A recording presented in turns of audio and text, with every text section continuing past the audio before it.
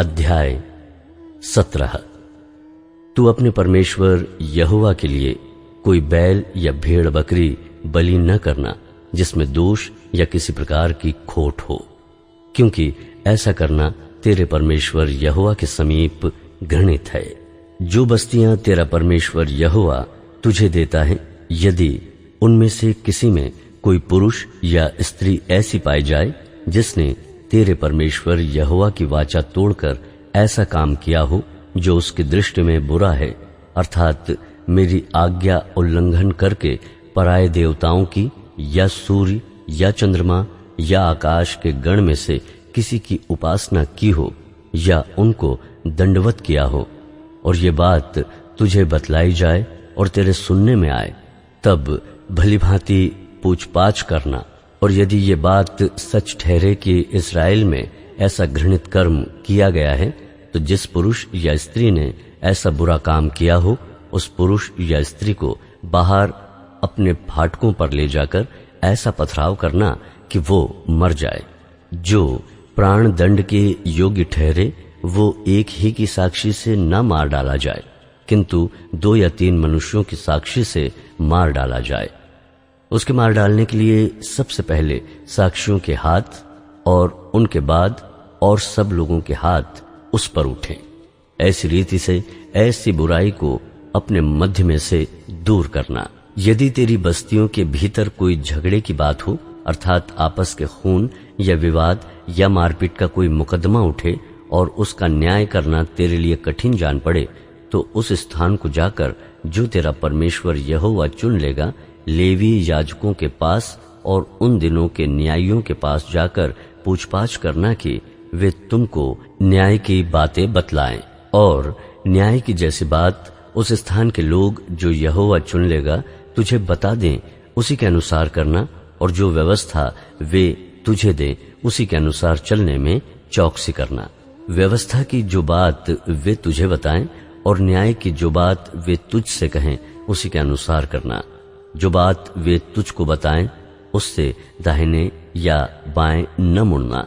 और जो मनुष्य अभिमान करके उस याजक की जो वहां तेरे परमेश्वर यहोवा की सेवा टहल करने को उपस्थित रहेगा न माने या उस न्याय की न सुने, तो वो मनुष्य मार डाला जाए।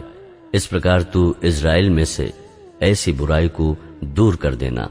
इससे सब लोग सुनकर डर जाएंगे और फिर अभिमान नहीं करेंगे।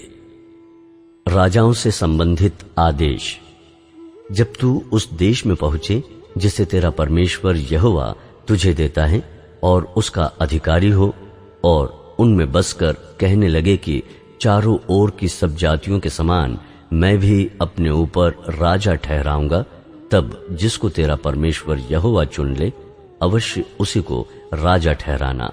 अपने भाइयों ही में से किसी को अपने ऊपर राजा ठहराना। किसी परदेशी को जो तेरा भाई न हो तू अपने ऊपर अधिकारी नहीं ठहरा सकता, और वो बहुत घोड़े न रखे और न इस मनसा से अपनी प्रजा के लोगों को मिस्र में भेजे कि उसके पास बहुत से घोड़े हो जाएं, क्योंकि यहोवा ने तुमसे कहा है कि तुम उस मार्ग से फिर कभी न लौटना। और वो बहुत स्त्रियां भी न रखे, ऐसा न हो कि उसका मन यहोवा की ओर से पलट जाए और न वो अपना सोना रूपा बहुत बढ़ाए।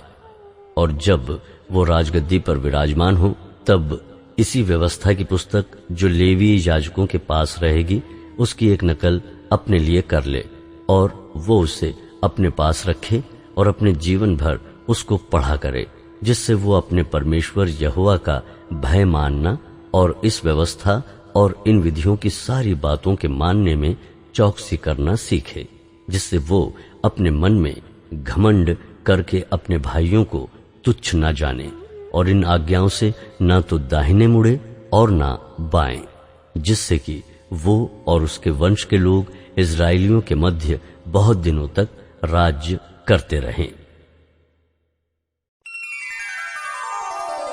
अध्याय 18। लेवियों और याजकों का भाग। लेवी याजकों का वरन सारे लेवीय गोत्रियों का इस्राएलियों के संग कोई भाग या अंश न हो। उनका भोजन हव्य और यहोवा का दिया हुआ भाग हो।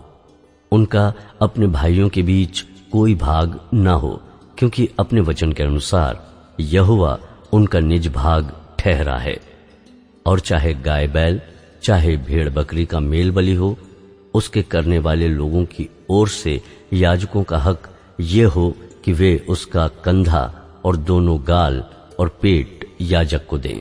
तू उसको अपनी पहली उपज का अन्न, नया दाख मधु और टटका तेल और अपनी भेड़ों का वो ऊन देना जो पहली बार कतरा गया हो, क्योंकि तेरे परमेश्वर यहोवा ने तेरे सब गोत्रियों में से उसी को चुन लिया है कि वो और उसके वंश सदा उसके नाम से सेवा टहल करने को उपस्थित हुआ करें।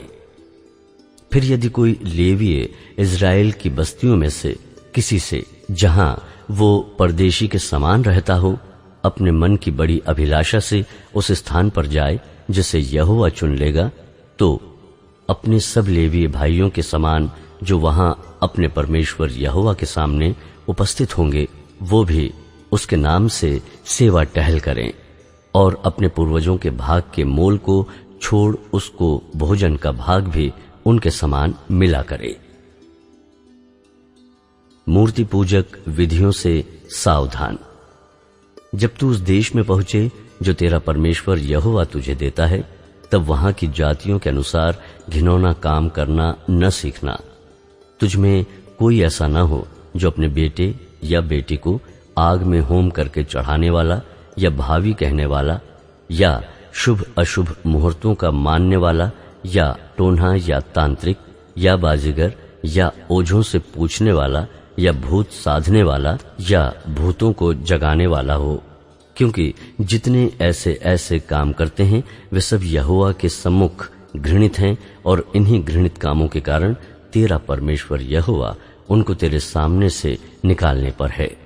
तू अपने परमेश्वर यहोवा के सम्मुख सिद्ध बना रहना। एक भविष्यद्वक्ता भेजने की प्रतिज्ञा। वे जातियां जिनका अधिकारी तू होने पर है, शुभ अशुभ मुहूर्तों के मानने वालों और भावी कहने वालों की सुना करती है, परंतु तुझको तेरे परमेश्वर यहोवा ने ऐसा करने नहीं दिया। तेरा परमेश्वर यहोवा तेरे मध्य से अर्थात तेरे भाइयों में से मेरे समान एक नबी को उत्पन्न करेगा। तू उसी की सुनना। यह तेरी उस विनती के अनुसार होगा जो तूने होरेब पहाड़ के पास सभा के दिन अपने परमेश्वर यहोवा से की थी। मुझे ना तो अपने परमेश्वर यहोवा का शब्द फिर सुनना और ना वो बड़ी आग फिर देखनी पड़े, कहीं ऐसा ना हो कि मर जाऊं। तब यहोवा ने मुझसे कहा, वे जो कुछ कहते हैं ठीक कहते हैं, इसलिए मैं उनके लिए उनके भाइयों के बीच में से तेरे समान एक नबी को उत्पन्न करूंगा और अपना वचन उसके मुंह में डालूंगा, और जिस जिस बात की मैं उसे आज्ञा दूंगा वही वो उनको कह सुनाएगा। और जो मनुष्य मेरे वो वचन जो वो मेरे नाम से कहेगा ग्रहण न करेगा, मैं उसका हिसाब उससे लूंगा।